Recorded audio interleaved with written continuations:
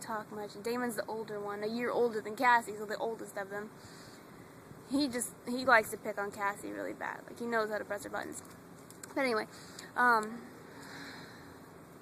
Joel goes upstairs into the parents' bedroom, and he thinks that it looks ridiculous in there, because, like, the room looks really old, like it should have old-timey stuff in there,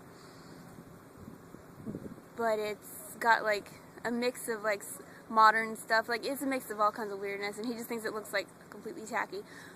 He went to the box, was looking through the box, and when he went towards it, he heard the door slam. He looked behind him, and he was wondering, he made sure the door was, like, stayed open when he went through it, so he was wondering what's going on. And he thought maybe someone walking by shut it, but then the door opens inward, so he kind of got really nervous, hurried and shuffled through the box really fast.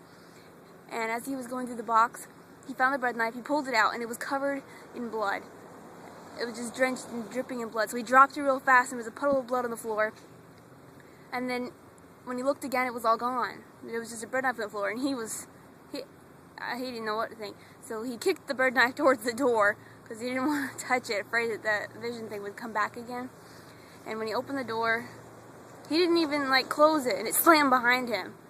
And he kicked the knife, and he ended up, like, chasing after it.